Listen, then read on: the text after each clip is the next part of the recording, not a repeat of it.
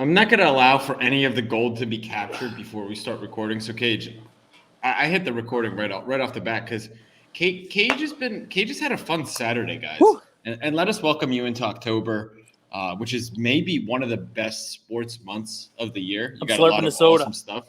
Slurping a soda. Cage was doing yoga today, or he thinks he's doing yoga by smoking a cigar. I'm still not sure. He'll and explain here. work. That's my yoga. See, yeah, you do yoga to it's like you have time to yourself, right? It's self-reflection, you call it, right? I call it self-health.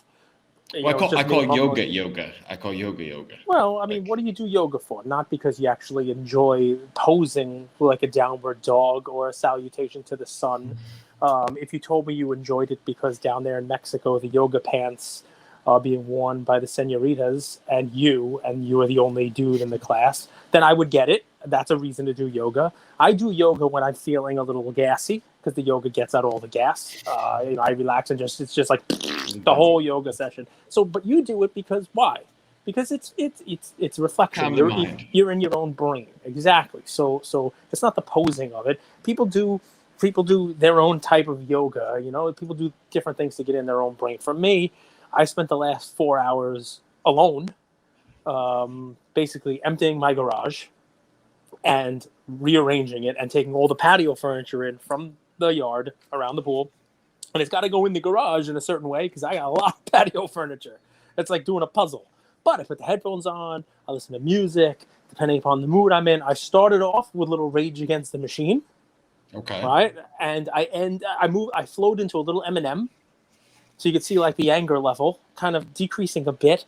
Then it was a little Kanye, right? I finished off a little like Imagine Dragons and that kind of stuff. So you could see kind of like here's the mood. key. What Kanye? What year Kanye? So I had a lot of so older. I'm trying to remember. So mid range. So like Good Morning. That's not mid range. That's old. That's old Kanye. So old enough where he's singing about not getting collagen in your lips, and yet he married basically the queen of collagen. So it's fun stuff. It's old enough where your lyrics come back and bite you in the ass. The web we weave. This sort of started with yoga, ended on Kim Kardashian's lips. Well, I mean, if that's the part of her you want to talk about, that's fine. I'm sure the audience would like to hear about other parts, but it is what it is. You understand where I'm going with this. It's self-reflection. It's time to kind of be yoga, alone, Rage Against the Machine, with your Eminem, own thoughts. Well, Kanye. I started off. My brain was in a Rage Against the Machine type of place, and then it ended. You could see like the anger. The anti-establishment was turned down. It went for Eminem, which is also anti-establishment, but in a different level. And Kanye as well, college dropout. Here's the kicker: you're not a big music listener. So that's actually the what I'm hearing. I'm not sure you've listened to music maybe more than 5 days since I've met you. Well, I do. It's just there's not a lot of times. Your music is talking on the phone with. Sort of with different people in the sports car space. That's your music. Well, listen. So my 9 to 5 means that I can't, be in my own headspace, right? The headphones are on, but it's to do work. It's to be on the phone. I have 2 children. I have a wife. So the non-work time, it's daddy this, take me here. You're Ari Gold of the East Coast. And you are Lloyd. We've established this already. But there's not a lot of times. What is that? What picture is that painting? To our Luca Nation. Listen, Lloyd was the glue that I held answer the phones and I pass them on to Cage. No, Lloyd was the glue that held that whole thing together. With no Lloyd, there was no office and there was no show. Lloyd was the best character by far. By far. I know you want to be E. I'm not sure if I want to be E. I'm not sure if I want to be E. You have different roles in the different groups. If I'm Ari, who do you want to be? You want to be Ari's wife? Like in the Ari world, who do you want to be? In that office, who do you want to be? Do you want to? I mean, come on. Do you want to be? What was the? Do I have to pick from only that set of characters? Yes, because it doesn't make sense to to be okay. You want to be Johnny Drama. I could be Mark Wahlberg, who plays golf with Ari. Yeah, you could be, and he's the executive producer of the show, and it's the best in his life. So if you like that, you could be Mark Wahlberg. But if we're picking anybody in a show. I mean, I wouldn't be Ari. Well, I probably would be. What am I talking about? You're always on the phones. So let's get into the show. 5 minutes in, banter, a little brain dump. Yeah. Honestly, that could be a show, guys. Every morning, not every morning, but many mornings out of the year, 11 a.m., noon, Cage calls me and just like a brain dump of this is what I'm seeing in cards. This is what I'm seeing in the world. This is the pumping and dumping I'm seeing.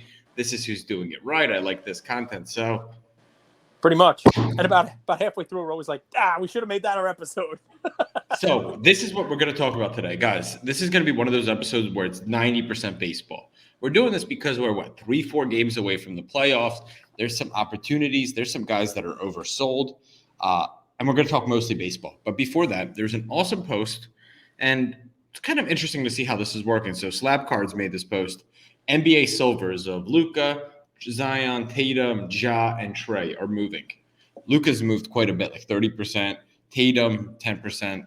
Trey, 15%. But they're all moving up. Now, for me, what I'm curious about is, do you see base cards move next? I think that's a big test, right? Because we saw this base craze in 2020. We saw a kind of a dump from maybe March to July. And now you're seeing NBA cards perk back up, especially the silver prisms. Do the base cards follow? I think it's going to be a fascinating experiment to see if they do. So it's a yes and a no. There'll be a slight uptick in the base cards of those guys, right? So here's where it gets fun, right? The pop on those is not going to get crazy. Because if you had a Luka Silver, you most likely graded it before any of the craziness with PSA. There's not a lot of people waiting for a Luka Silver coming back from PSA. And even if you didn't, the $150 price tag is not going to be stopping you from grading that. Same with whether it's a Trey Silver, Ja Silver, Zion Silver, Tatum Silver, it's not one of those things where those are the cards that are waiting stuck in bulks that were there in December. You know what I mean? In November, where people are waiting right now to get their bulks back from the last couple of years. For sure. So when Zion Prism came out, base was the ones you would sell on eBay. Silver, you'd send in right away. It wasn't even a question. Yeah, and even those, the pop is going to keep going up, but not that much. People got a Zion and they sent it in for grading. There's not a, on base or silver. I would say on both. And here's the difference though. Let's give our guys some value. We in the hobby have to do better. The consumers in the hobby have to do better in remembering, having a good memory, because if you forget the past, you're doomed to forget it, right? Forget the past, you're doomed to forget it, right? That doesn't make sense, right? No, last week, guys, repeat it is what I mean. And last week, guys, they say elephants never forget. Yeah. Right. Well, Cage, for the entertainment of our whatnot community, not only did he go 14-2 for the week, 12 he made 12-4. I apologize. Sorry. He made this an elephant disturbing but amazing elephant noise. It's the best elephant ever, and I'm not doing it. If you want to hear these stat content, you have to be on Whatnot. And we'll be on Whatnot tomorrow morning again at 10 o'clock, giving out plays. Haven't even looked yet. It might be the best show on Whatnot right now. Like everyone else is selling. It might. Get the word might out of your mouth. Break. It's the best show. It's the best show by far. Everything we do is the best, dude, because you're doing it. And I got Chunk with me. Dude, I'm fucking Lloyd. I answer the phone for you. Dude, would Ari be caught dead wearing a Chunk Goonie shirt? But I don't care. You're the East Coast Ari. This is my life. This Goonies is my life. And if anybody doesn't understand the Truffle Shuffle, the Goonies life, we got another thing coming, all right? It's Stand By Me. I've done My Blue Heaven a couple episodes in a row now, and that was like a childhood movie. Sandlot. I got the most hideous Sandlot shirt my friend bought me. I should show it to you. You want to see it? It's hideous. No, so point being, right? Whatnot show. Whatnot show. You got to. I'm not doing the elephant noise. If that's where you were going, you want me to do the elephant noise again? I'm not doing it. No, but you were saying the hobby needs to do better. Yeah, and then you cut me off. I'm not going to make that point either. If you want to hear that point, you got to tune in to Whatnot tomorrow at 10 a.m. Now I'm just kidding. I'll give you that point.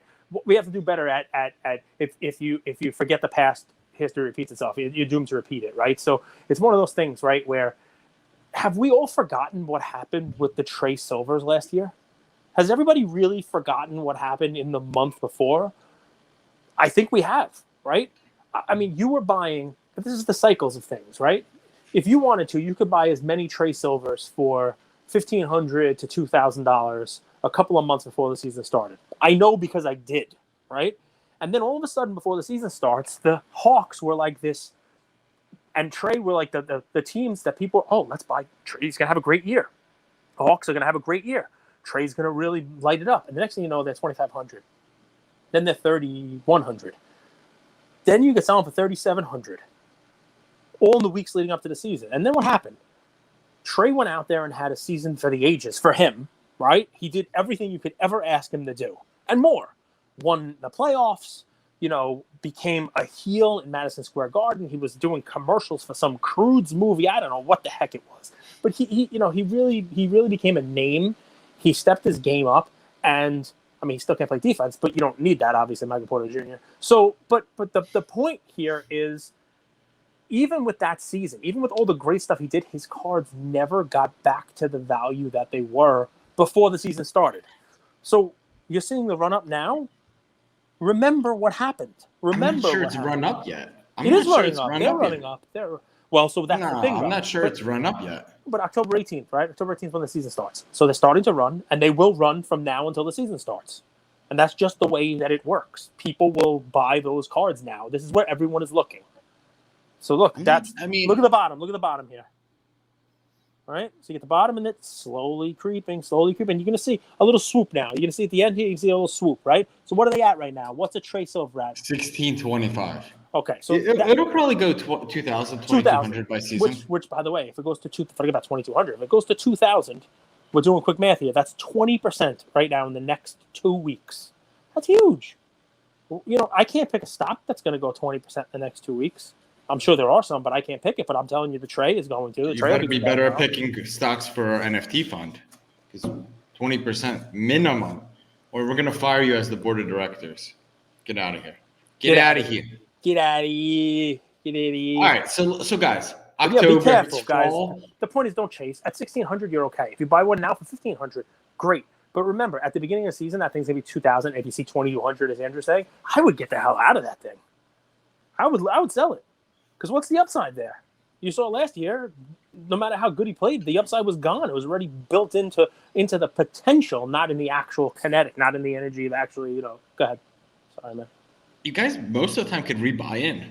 There's like that mid-season lull too that like kind of gives you an opportunity to rebuy in. Actually, my play today is somebody that if you looked at his numbers and what he's going to do in the postseason, you're not going to believe his price. Like it's kind of astonishing how much that this guy. I think he's the best hitter on his team.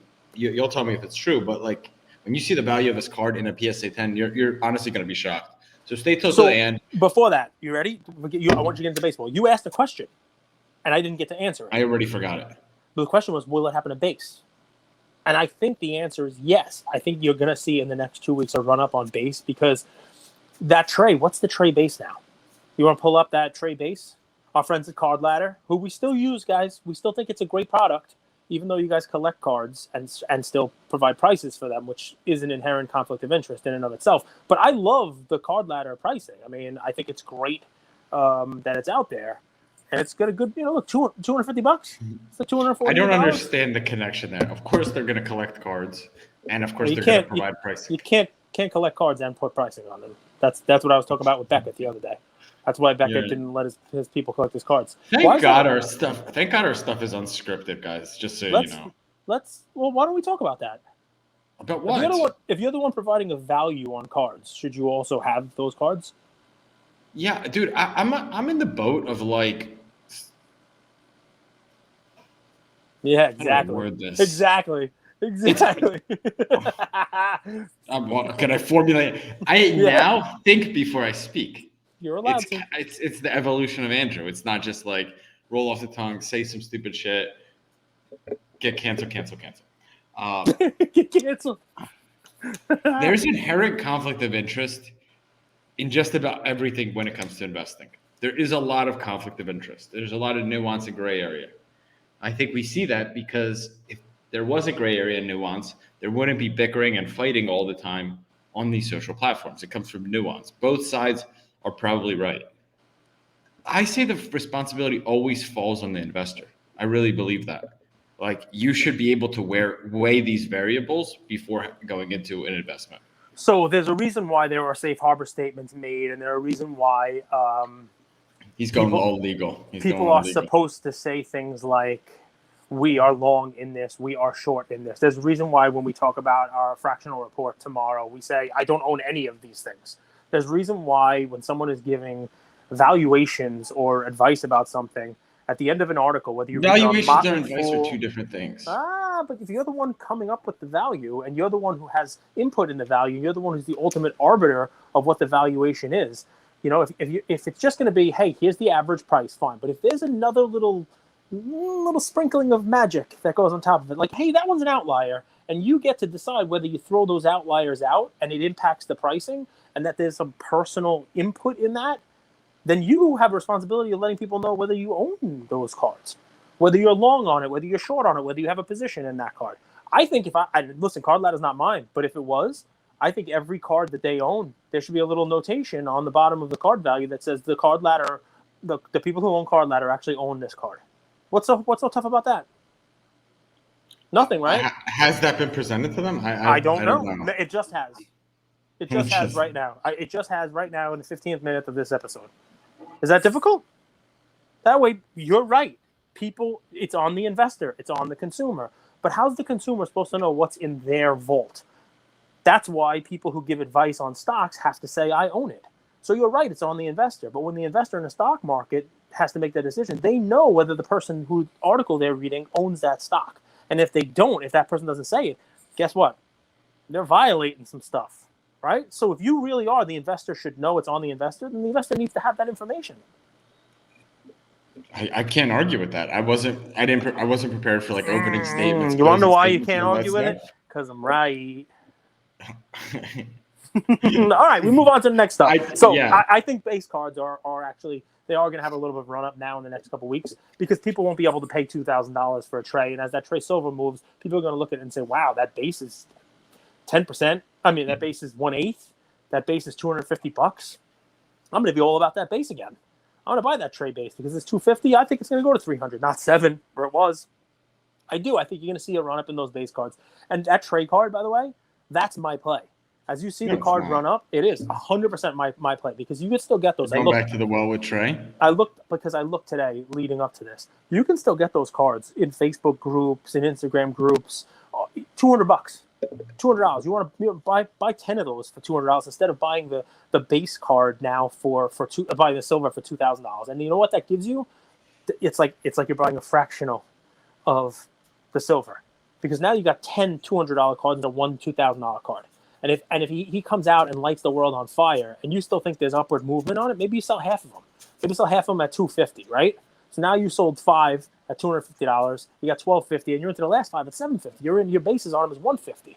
If they go up, great. If they go down a little, fine. It's the same as you're able to basically have a little more flexibility when you have that investment broken up that way. You can dollar cost average it during the season. You can hang on to it because if it goes to the playoffs and does really well, maybe you get $300. Maybe you get a little more for the cards. So that's my take on it. Maybe you get $350. Who the heck knows? I think that's a play.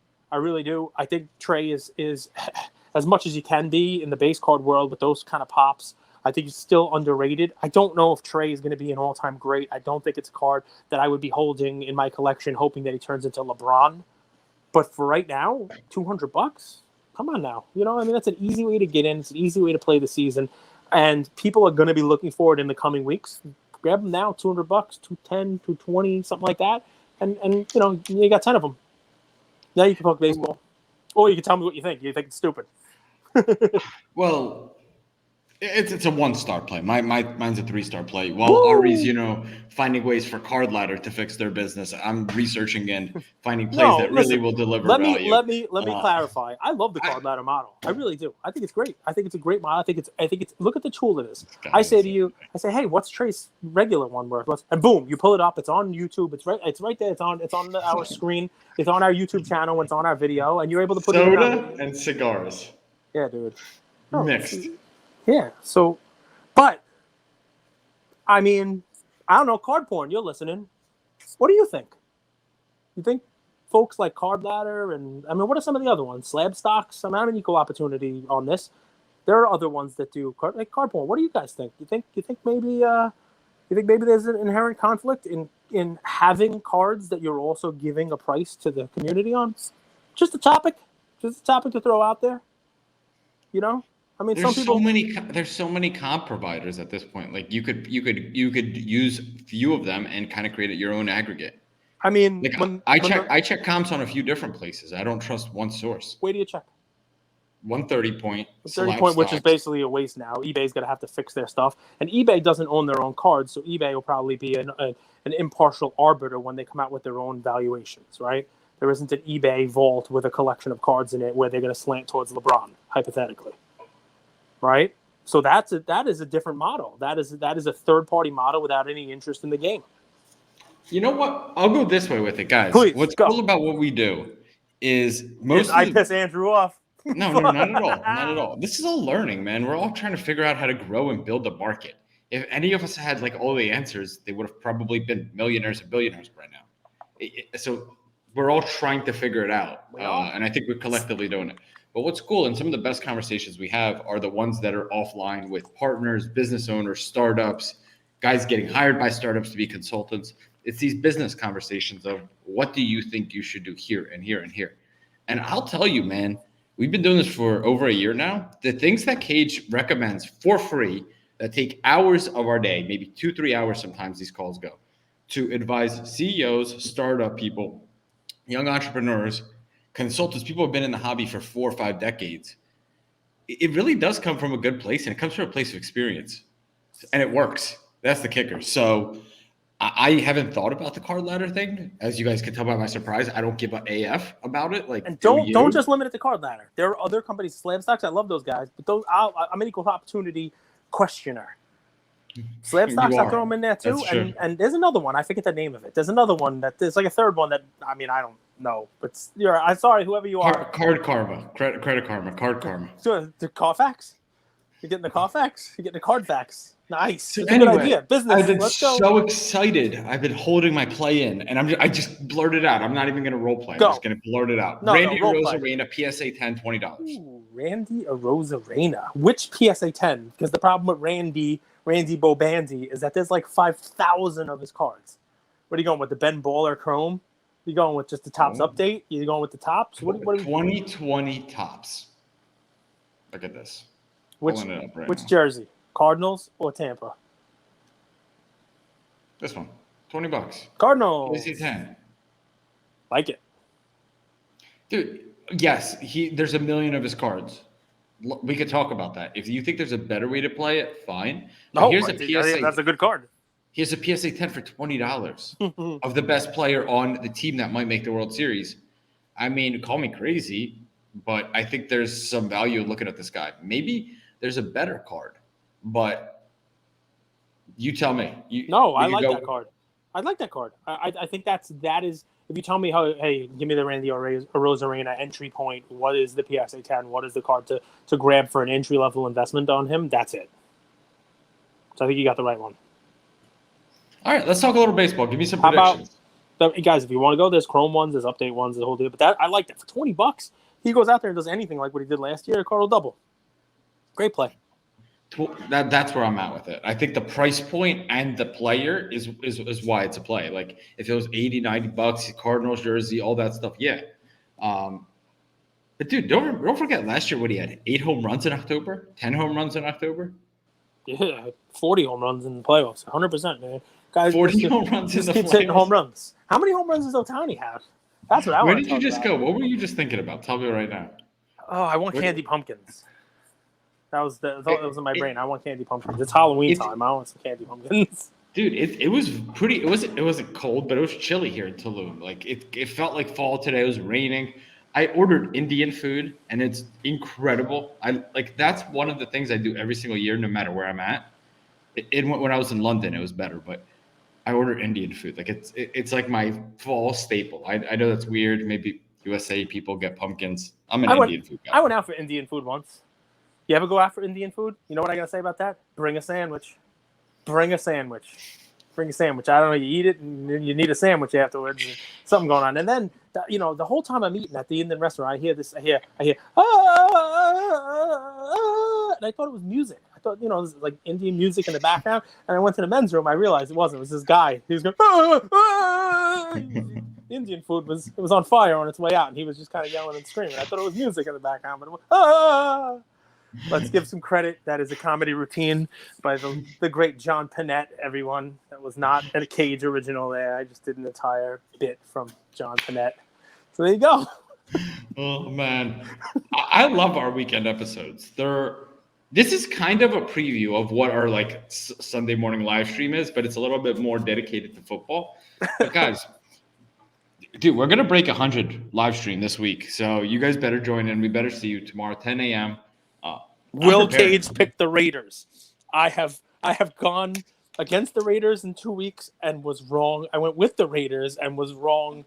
Me and my team, man. That I'm a Raider fan and I haven't picked the Raiders right in 3 weeks. That's going to be an ongoing fun part of our Whatnot episodes at 10 a.m. Wake up with us, get some plays. I sell cards too cheap. Don't care. It's not really. We're not doing it for the money. It's just I find stuff and here you go. And maybe I'll pull some other sports because I don't really collect too much football, so maybe I'll put some basketball slabs in there, maybe put some baseball slabs. Why the heck not?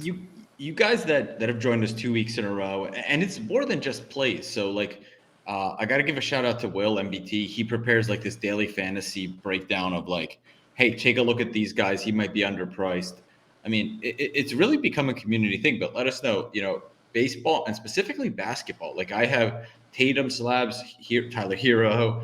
LeBron. I have some slabs that it's a football show. Do we sell basketball? I'm curious what our community will say. 'Cause I know they're not there for the slabs, but let us know. We'll talk about baseball on Monday. All right. Well, I don't think we'll be missing anything. Playoffs No, it's don't probably start better yet. because we don't know what's going to happen. That American League playoffs, I mean, it'd be tough to talk about it now because it's like the Yankees are 1 game up, and you got the Red Sox, you got Toronto, you got Seattle. Like, who knows who's even going to be playing? You could have a 4-way tie for the wild card. It could be some craziness. So, yeah, it's probably better off to wait.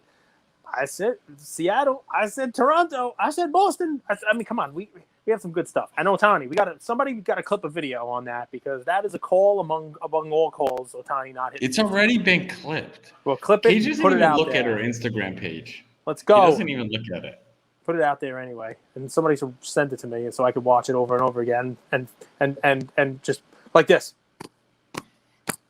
So one of our best performing Excited. posts, I posted this yesterday. What did people think about the Christie's auction V Friends 1 of 1 drawings? I give you 3 minutes. You have your closing statement.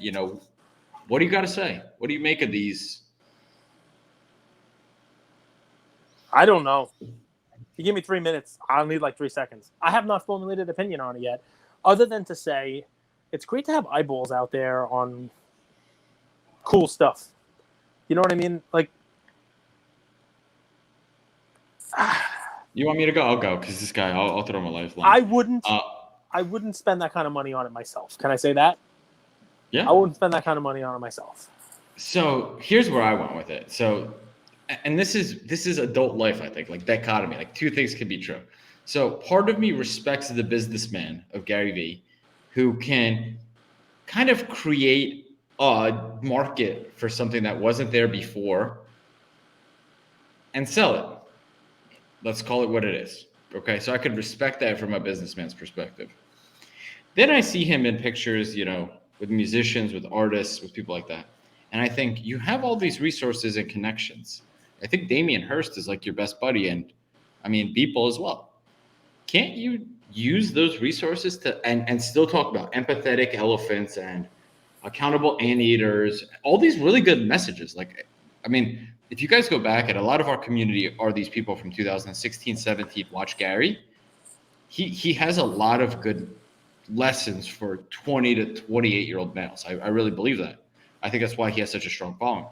But I think a standard of the art could have been better with the resources he has. And Cage made a good point, though, when I said that. He said, yeah, but this is all his, and he created it. Where when you go and you use an artist, sure, it might be better art, but he owns it and he owes no one. It's his. He did it himself. And it's less about the art. It's about the movement. So one of the posts you made, somebody was like, oh, look at the art on this. And, who's he? And blah, blah, blah. And Mark Zabo from Bleecker Street, he commented, whether you agree with this or not, we were talking about like how the Andy Warhol was actually bought by Gary, the lot that was after these 4 or 5. The money sign. So there's an Andy Warhol, piece that Gary actually bought afterwards. And Zablo said something, I don't want to paraphrase too badly, but said something like, you could argue that Gary means as much to this generation as Warhol meant to the prior generation. That that owning something of his is like owning a Warhol to the people who follow him, to the people who who hang on his every word. And that's interesting. It really is. I didn't think of that, but that's why it's less about the art. It's less about the elephant or the lion or the hen or whatever it is, and more about there are enough people out there who have made plenty of money following Gary. Right? And every time you think it's a silly thing, it's like, no way, don't buy Giannis. No way, don't buy this. I mean, fine, you probably shouldn't have bought the Aaron Fox. But beyond that, you get surprised every single time. What the guy does, what the guy touches, it kind of turns out well. Is that the power of community? Is that the power of influencing? I read some posts today from some people we like, some influencers in the sport card community, basically saying how ridiculous it was that somebody would pay this and somebody's going to be left holding a bag of, what. Maybe that's true. Pennies. Maybe it's not true. I mean, I don't know. I don't know where. Sacagawea dollars or $2 bills like you. So, listen, I don't know where that heads. I kind of like it though, because who's thought of Andy Warhol in a minute, I mean, and then to have this stuff, which is, it's attention on alternate assets, it's an attention on, NFTs, it's attention on, trying new stuff out. Let me close the thing with this. I won't comment about Gary, just because I haven't spoken to him personally in a very long time. And it is what it is. He's doing his thing. We get messages from people, and we're not going NFT here, but I'll just say messages from people who say that they're thankful for their eyes being opened a little bit to new things, right? Whether it's the method of research that you talk about on the show, whether it's, trying out a new investment type, diversifying your portfolio, crypto, comics with Bro Namath, or whatever it may be.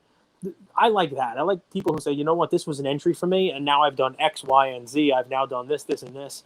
And, I appreciate that, because the process, the learning, the expanding, my knowledge base, that process alone is worth its weight in gold. I mean, I've gone through it myself this year, never in a million years. And I think I'd be, researching the stuff that I'm researching and doing some of the stuff that I'm doing. You told me that I'm the living embodiment of DeFi without even knowing it. And yep. I didn't even know what the hell DeFi meant.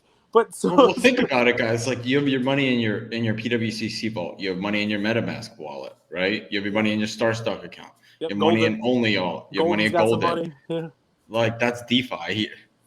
That's really all it is, right? Panini. So it's actually simple. Panini. I mean, we could go Top Shot. Top Shot. I got money everywhere. It's all over the place. Yeah, it's fun stuff, man. I mean, it is what it is. But yeah, I mean, listen, I set a goal for myself earlier in the year, and I haven't really done that good of a job of it. So I guess I'll put the full court press on in the next 3 months, and it's only fair, right? Because we do give picks and plays, and let's just make sure I say this right now. I don't own a single Trae Young base card that I just gave the play on. I owned a lot of them, and I've sold them all last year in the run up. I don't own a silver. I do own in my vault at PWCC a purple PSA 10 Trae Young out of 75. So we got all that public now. Sense. It's all out there. And maybe I'll sell it. But my goal here before Christmas was to get my collection down to a number, manageable enough number where I can publish it for you guys. Because we do give plays, we do give picks, and I want you guys to know what I own. That's actually one of the cool things that Panini Direct and Top Shot do, is like you could just click all of your cards and go share showcase, and you could just take the link and publish it. Right there. And I'm Cage Lawyer everywhere, including on blockchain, cagelawyer.eth. So if you want to find out what I'm buying there, go for it. Whatnot tomorrow, 10 a.m. Join us, have some fun, roll out of bed, stay in bed, roll yourself awake and bake, all that good stuff. Do what you need to do. Join us. Then we got the collectible episode. We got an awesome week coming up. Cage's birthday is October 14th. Don't tell people that. Don't tell people how old I'm getting. It's not about your birthday. We're going to make a huge announcement about Lucas Tigers and the roadmap on October 14th.